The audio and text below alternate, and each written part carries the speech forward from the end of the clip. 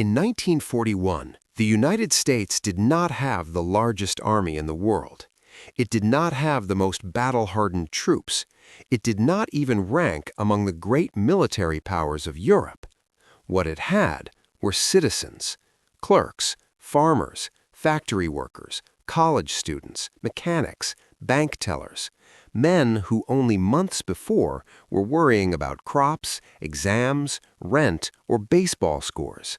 And yet, within 4 years, this civilian army would help defeat two of the most powerful military machines in history. So the question is, how did America's civilian-based army shape the way U.S. troops fought in World War II? When the war began in Europe in 1939, the United States was deeply isolationist. The trauma of World War I still lingered. Many Americans believed the conflict overseas was another European catastrophe, tragic but distant. But even before Pearl Harbor, President Franklin Roosevelt recognized that the world was changing. In 1940, the U.S. enacted the Selective Training and Service Act, the first peacetime draft in American history. Unlike Germany or Japan, America's military expansion did not grow from a culture of permanent militarism. It grew from necessity. By 1945, over 16 million Americans would serve in uniform.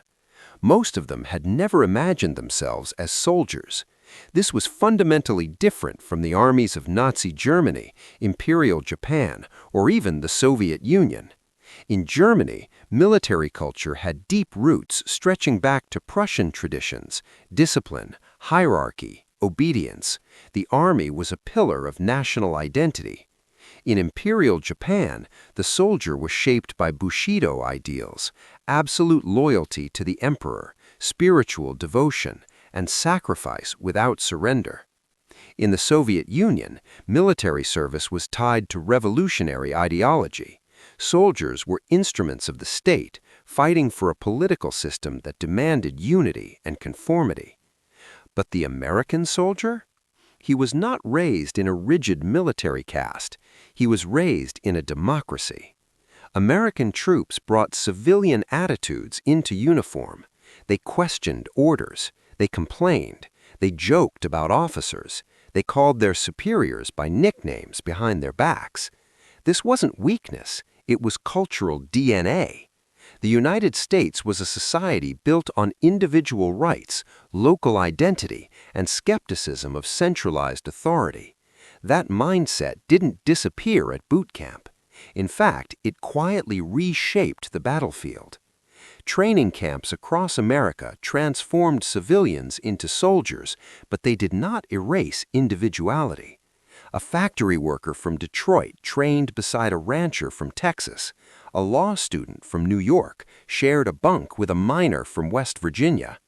They weren't bound by aristocratic officer classes like in parts of Europe.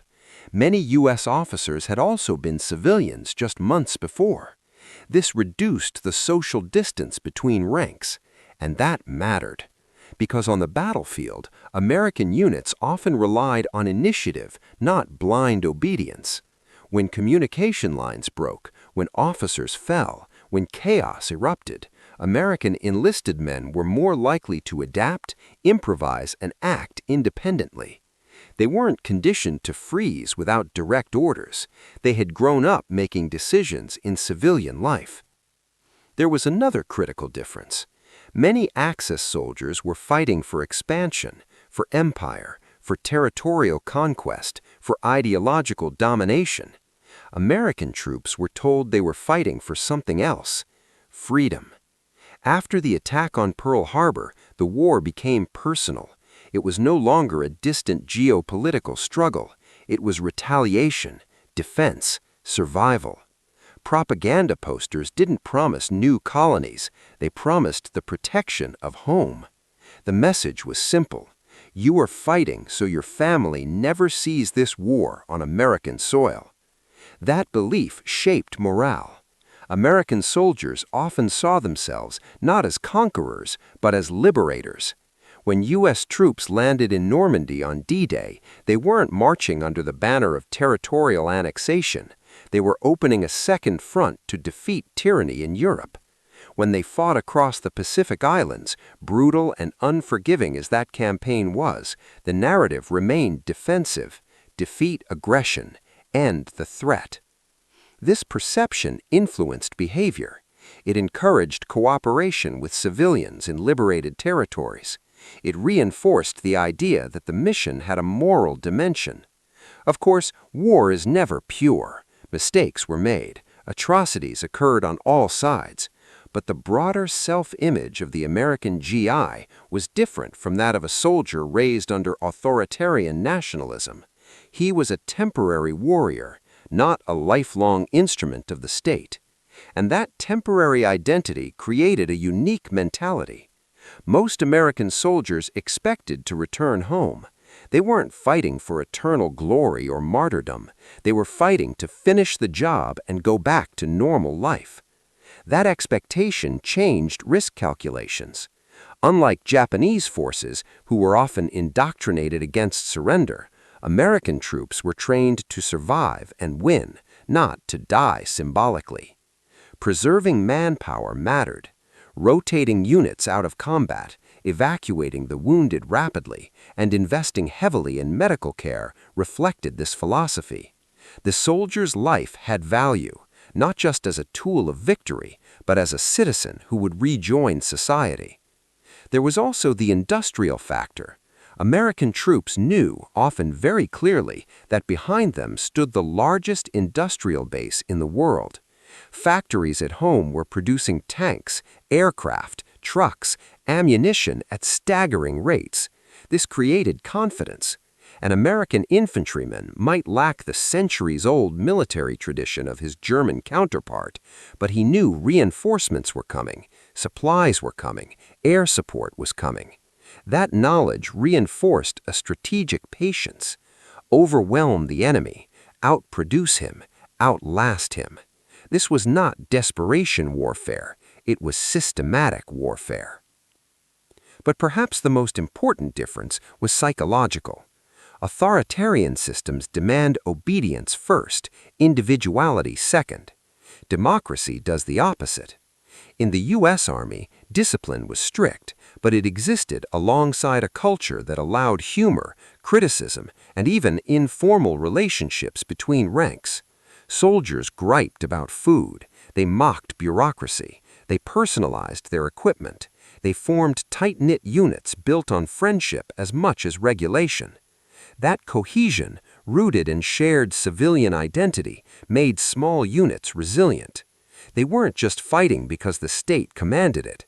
They were fighting for the men beside them, for home, for a future beyond the battlefield. So when we ask, how did America's civilian-based army shape the way U.S. troops fought in World War II? The answer lies not just in tactics, but in mindset. It produced soldiers who valued initiative over blind obedience, expected to survive and return home, believed they were defending, not conquering, trusted in industrial and logistical support, fought as citizens first, soldier second. In many ways, the United States did not win World War II because it had the most traditionally military army. It won because it mobilized a society. And when millions of civilians put on uniforms, they didn't stop being citizens. They carried democracy with them, into foxholes, onto beaches, across continents. That difference, subtle but powerful, would shape not only how they fought, but how they won. If Chapter 1 was about who the American soldier was, Chapter 2 is about how he fought. Because once U.S. troops entered the war, one thing became clear very quickly. America did not intend to win through sacrifice alone. It intended to win through firepower. By 1942, the United States had transformed from a peacetime economy into what President Franklin Roosevelt famously called the arsenal of democracy. Factories that once produced refrigerators and automobiles were now building tanks and bombers. Assembly lines moved at unprecedented speed. Shipyards launched vessels in weeks instead of months. By the end of the war, the U.S. had produced over 300,000 aircraft, nearly 90,000 tanks, millions of trucks and artillery pieces. No other nation could match that scale. And American battlefield doctrine reflected it. Unlike Nazi Germany, which perfected fast-moving armored thrusts known as blitzkrieg, or the Soviet Union, which often relied on mass infantry assaults at enormous human cost, the United States developed a different philosophy. The American approach was simple. Why send men forward when you can send artillery first? Artillery became the backbone of U.S. ground operations. American divisions were equipped with highly coordinated artillery units capable of delivering devastating, precise barrages. Forward observers could call in fire within minutes. Communication networks allowed rapid adjustments. In many sectors of the European front, German soldiers would later say the most feared weapon they faced was not the American rifleman. It was American artillery. The U.S. Army understood something fundamental. Firepower saves lives. Rather than overwhelming enemy positions with waves of infantry, American commanders preferred to soften targets first, sometimes for hours, before sending troops forward. It was methodical, industrial, relentless. The same philosophy dominated the skies. The U.S. Army Air Forces deployed massive bomber formations over Europe, striking industrial centers, rail hubs, and oil facilities. Aircraft like the B-17 and B-24 weren't just weapons, they were flying symbols of industrial supremacy. Meanwhile, in the Pacific, carrier-based planes projected power across thousands of miles of ocean. American strategy relied on coordination between land, sea, and air forces at a scale never seen before. But firepower wasn't just about destruction, it was about confidence. An American infantry unit advancing through France often did so knowing that artillery support was nearby, tanks were available, air cover could be requested, supplies were abundant. This changed battlefield psychology. U.S. troops were less likely to feel isolated or expendable. They were part of a massive machine. Compare that to late-war Germany. By 1944, German units were often undersupplied, low on fuel, and stretched thin. Soldiers had to compensate with improvisation and tactical brilliance. American troops, by contrast, were backed by logistics so strong that entire armored divisions could move with unprecedented mobility. The standardization of vehicles, like the Jeep and the 2.5-ton truck, meant that American forces were highly motorized. Infantry units could reposition quickly, supplies flowed continuously. Mobility amplified firepower. Nowhere was this more visible during the breakout from Normandy after D-Day. Once U.S. forces punched through German lines, they didn't advance cautiously, they surged forward. Fuel trucks, supply convoys, repair crews all followed closely behind combat units. This wasn't just an army marching, it was an ecosystem moving across Europe. In the Pacific, the pattern was similar but adapted to brutal island warfare. Before major landings, U.S. naval forces bombarded Japanese positions for days. Battleships, cruisers, and destroyers unleashed shell after shell onto fortified beaches. Carrier aircraft dropped bombs relentlessly. Only then did Marines and Army units storm ashore. The logic was clear: reduce casualties by overwhelming resistance first. While Japanese forces often emphasized spiritual endurance and last-man defenses, American planners prioritized minimizing losses, even if it meant expending enormous amounts of ammunition. To the U.S. command, ammunition was cheaper than lives. Critics have sometimes described this as an impersonal or mechanical way of war, but from the perspective of the American soldier, it meant something very real. The system was designed to keep you alive. This reinforced morale. Troops knew their commanders were not seeking glory through sacrifice, they were seeking victory through superiority. There was also a strategic patience in the American way of war.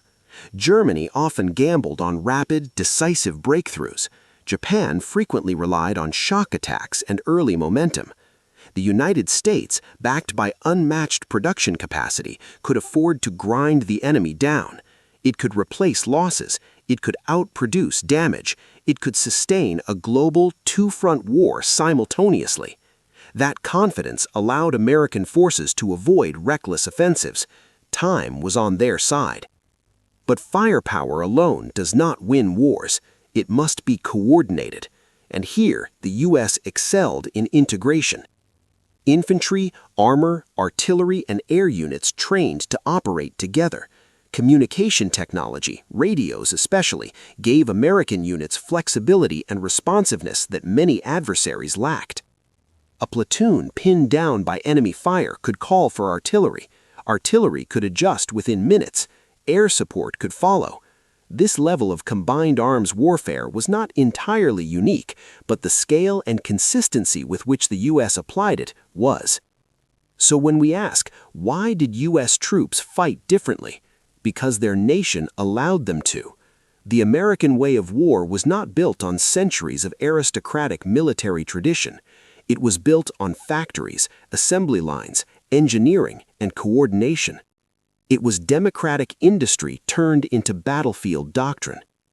The American soldier was brave, there is no doubt about that, but bravery was never meant to be the primary weapon. Firepower was. And that decision to prioritize machines over mass sacrifice fundamentally shaped how U.S. troops advanced, survived, and ultimately prevailed.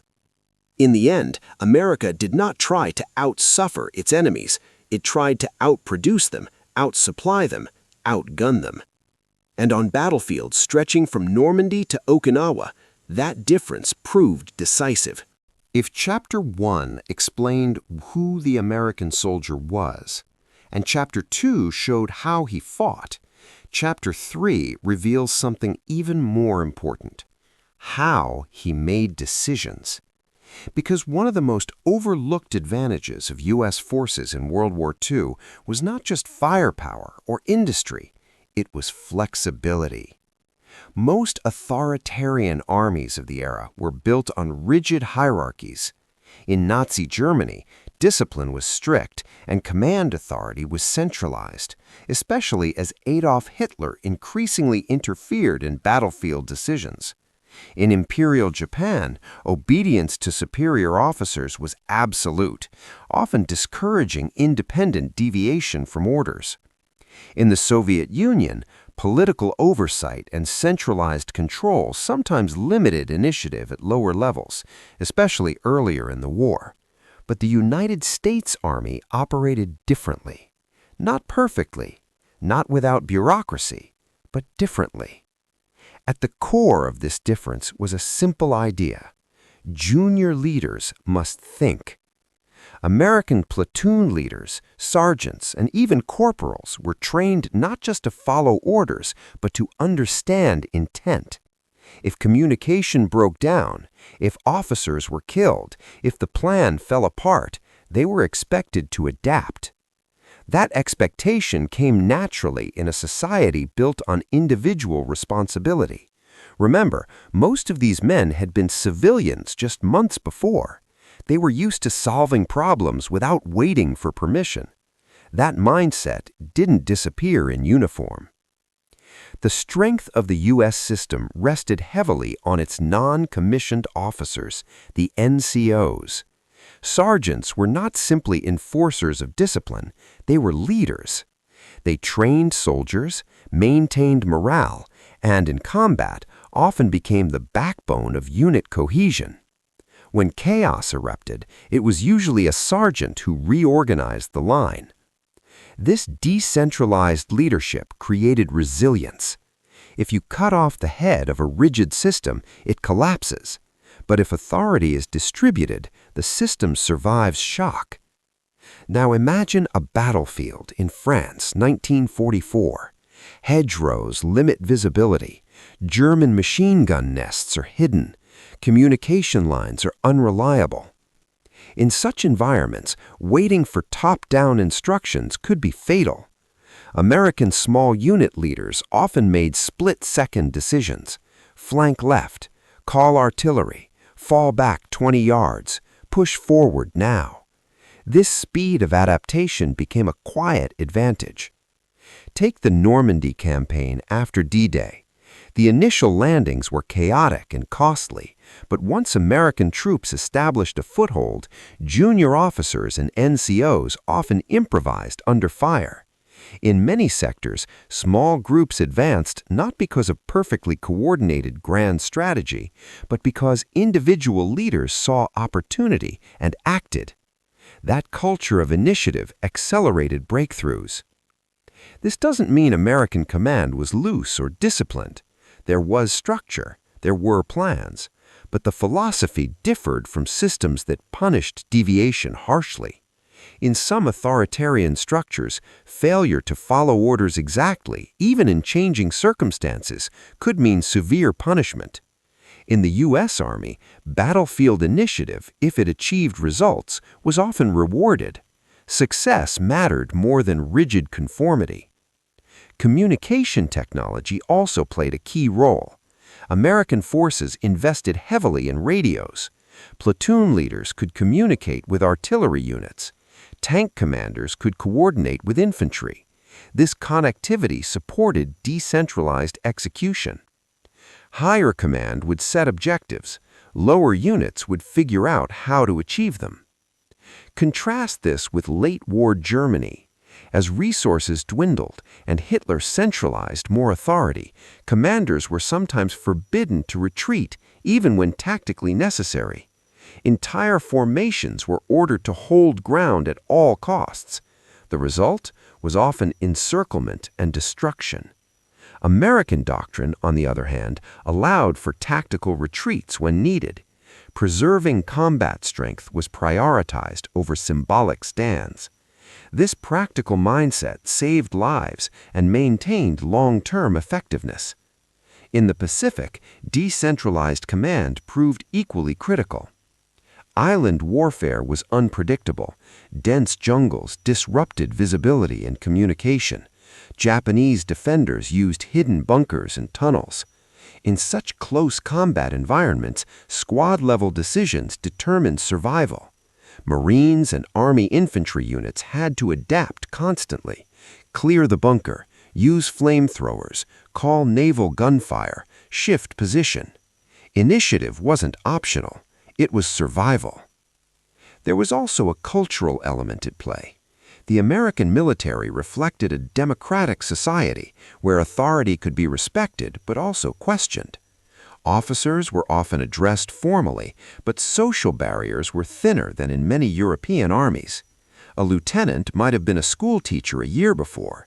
A captain might have owned a hardware store. This familiarity reduced intimidation.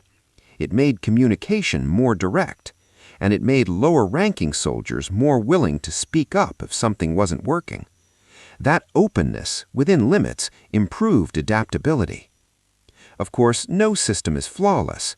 The U.S. Army made mistakes. Coordination failures occurred, intelligence errors led to costly engagements, but the ability to adjust quickly often compensated for early missteps.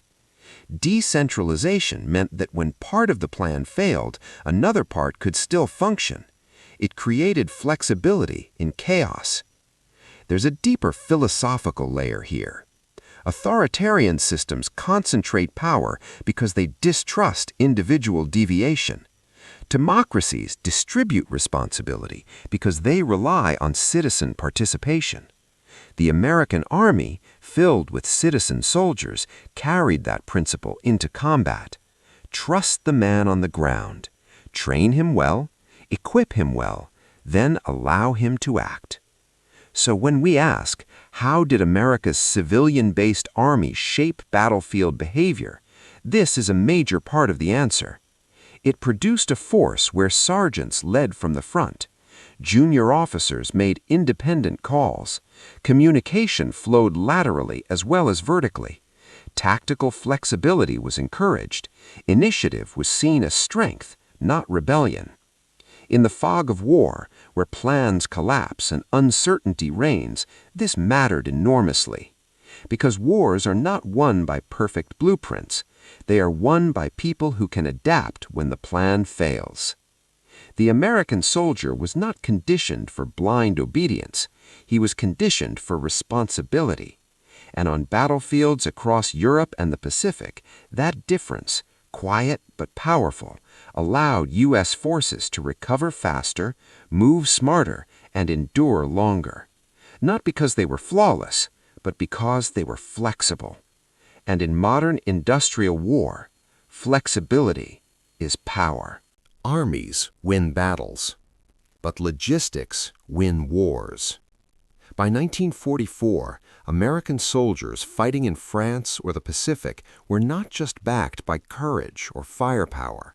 They were backed by something far less glamorous: an ocean of fuel, mountains of ammunition, endless convoys of trucks, ships crossing two vast oceans without pause. If Chapter 2 was about firepower, this chapter is about the machine that made that firepower possible. When President Franklin Roosevelt called the United States the arsenal of democracy, it wasn't just rhetoric. America's geographic position gave it an enormous advantage. Unlike Nazi Germany or Imperial Japan, the continental United States was untouched by bombing for most of the war. Its factories ran at full speed. Its railways operated without disruption. Its ports loaded ships day and night. This uninterrupted industrial output fed a global military operation unlike anything in history. But producing equipment is one thing. Delivering it across thousands of miles is another. American forces were fighting a two-ocean war. In Europe, troops had to be supplied across the Atlantic. In the Pacific, across distances so vast they dwarfed European theaters. Yet supply lines held, and that changed everything. Consider this. An American infantry division did not move on foot alone. It moved on wheels. The U.S. Army was the most motorized force of the war. Hundreds of thousands of trucks, especially the famous 2.5-ton Deuce-and-a-half, became the backbone of mobility. Supplies flowed constantly: food, fuel, ammunition, medical equipment, replacement parts. If a tank broke down, recovery vehicles arrived. If ammunition ran low, new crates appeared. If boots wore out, replacements were issued. This level of logistical consistency was rare in World War II. Compare that to Germany by 1944. Despite its advanced armored tactics, much of the German army still relied heavily on horse-drawn transport. Fuel shortages crippled mobility. Rail lines were bombed relentlessly. Even elite units often lacked sufficient supplies. Meanwhile, American divisions could reposition rapidly and sustain prolonged offensives. Mobility amplified power. After the breakout from Normandy in 1944, U.S. forces advanced across France at astonishing speed. But speed requires fuel. The answer was an enormous logistical effort known as the Red Ball Express, a non-stop convoy system transporting gasoline and supplies from the beaches of Normandy to the advancing front lines. Thousands of trucks operated day and night. Drivers pushed through exhaustion. Mechanics worked constantly. Without this supply network, the advance would have stalled. Instead, it accelerated. In the Pacific, logistics were even more complex. Island-hopping campaigns required amphibious landings, naval coordination, and floating supply chains. Each assault meant building infrastructure almost from scratch. Airstrips were carved out of jungles. Temporary ports were constructed. Fuel depots were established on tiny islands in the middle of vast oceans. And behind every Marine or soldier on the front line stood an intricate network of ships, engineers, and planners. This logistical superiority affected morale. An American soldier knew that food would arrive, mail from home would arrive, medical evacuation was possible. This wasn't always true in other armies. Supply failures destroy morale. Reliable supply strengthens it. Medical logistics, in particular, reflected a crucial difference in philosophy. The United States invested heavily in battlefield medicine. Rapid evacuation systems were developed to move wounded soldiers from front lines to field hospitals, then to larger medical facilities. Antibiotics like penicillin became more widely available. The result? Higher survival rates for wounded American troops compared to previous wars. This reinforced a powerful psychological message. The system is designed to bring you home. There's also the naval dimension. The U.S. Navy did more than fight sea battles. It secured shipping lanes, escorted convoys, and guaranteed that the industrial engine of America remained connected to distant battlefields. The defeat of German U-boats in the Atlantic was not just a naval victory, it was a logistical victory. Without secure sea lanes, American production would have meant nothing. And then there was sheer scale. The United States didn't just supply its own forces. Through programs like Lend-Lease, it supplied allies as well, sending trucks, aircraft, food, and materials to Britain and the Soviet Union. This turned American industry into a global force multiplier. The battlefield wasn't just a place of combat. It was the endpoint of a massive production and delivery system stretching back to factories in Detroit, Pittsburgh, and Los Angeles. All of this shaped how American troops fought. They could afford to use more artillery because shells were plentiful. They could maneuver aggressively because fuel was available. They could plan sustained offensives because supply lines were dependable. Logistics removed limits, and when limits disappear, strategy expands. Authoritarian systems emphasized willpower and sacrifice. The American system emphasized sustainability. It asked not only, how do we win this battle, but also, can we sustain this pace for months, for years? The answer, overwhelmingly, was yes. So when we ask, how did America's civilian-based army shape battlefield behavior, we must look beyond the individual soldier to the structure behind him. Because the American GI did not fight alone. He fought at the tip of an industrial spear. A spear sharpened by assembly lines, fueled by tankers, maintained by mechanics, protected by fleets. This wasn't just an army, it was a moving nation. In the end, logistics became America's quiet superpower. Not as dramatic as a beach landing, not as visible as a tank charge, but just as decisive. Because in modern industrial war, the side that moves, feeds, fuels, and heals its soldiers most effectively usually wins. And the United States mastered that system like no other nation in World War II.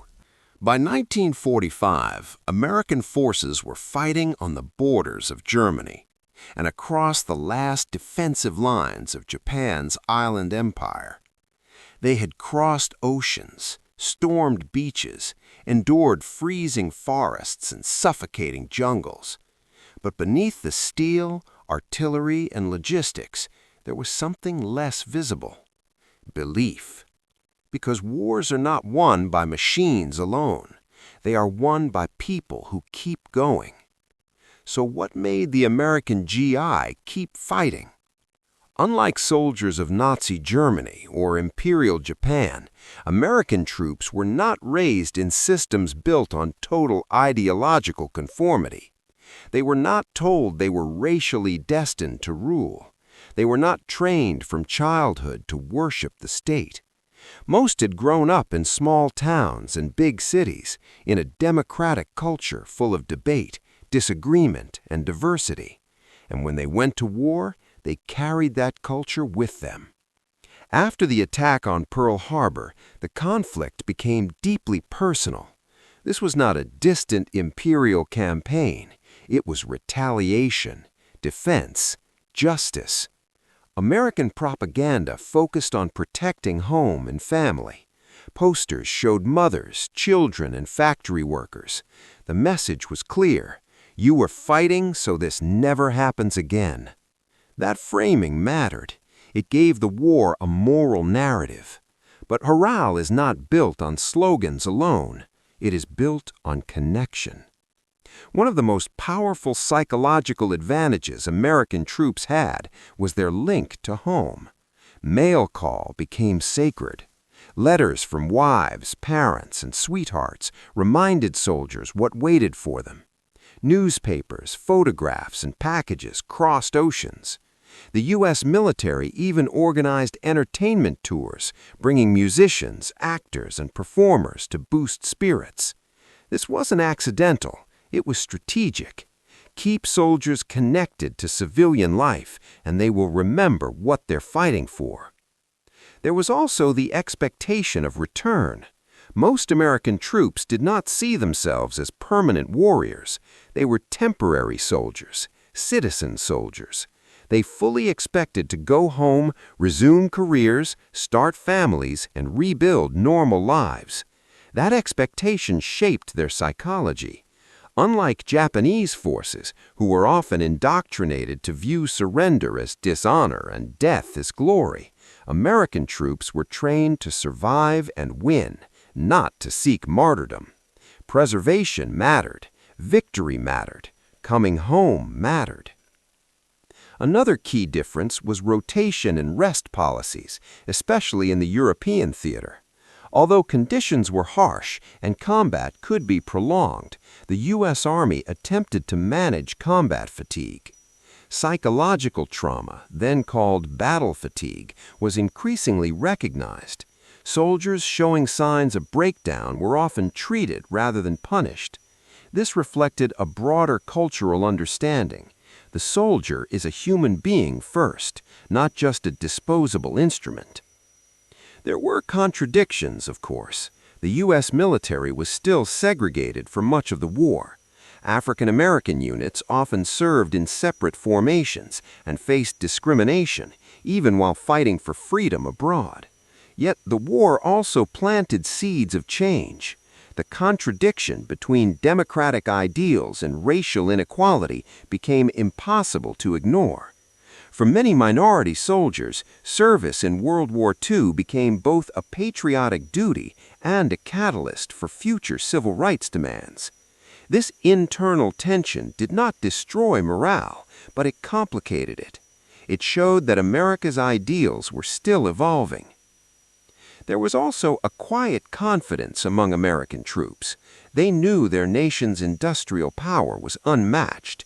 They saw endless convoys of equipment. They experienced reliable supply lines. They witnessed overwhelming air superiority. This created belief in ultimate victory. Even when battles were brutal, like in the forests of the Ardennes during the Battle of the Bulge, American troops often fought with the underlying assumption that reinforcements and supplies would arrive, because historically they did. Compare this to Germany in the final year of the war: bombed cities, fuel shortages, shrinking territory, or Japan cut off from resources, facing relentless naval blockade. American morale was not just ideological, it was reinforced by visible momentum. Advancement across France, island after island secured in the Pacific. Progress fuels belief. Belief sustains endurance. But perhaps the strongest psychological factor was unit cohesion. American troops often described fighting not for abstract strategy, but for the man beside them. Shared civilian backgrounds created strong peer bonds. The platoon became family. friendship became motivation. In the chaos of combat, ideology fades. What remains is loyalty, not to the state, not even always to the mission, but to each other. Humor also played a surprising role. American troops were known for sarcasm, jokes, and informal slang, even in dire circumstances. Nicknames for officers, jokes about army food, cartoons and camp newspapers. This wasn't disrespect, it was coping. Humor reduced fear, it humanized authority, it made unbearable conditions survivable. Authoritarian systems often suppress such informality. Democratic culture allowed it, and it strengthened resilience. So when we ask the final question, how did America's civilian-based army shape battlefield behavior? The answer comes into focus. American troops fought differently because they believed they were defending freedom, not expanding empire.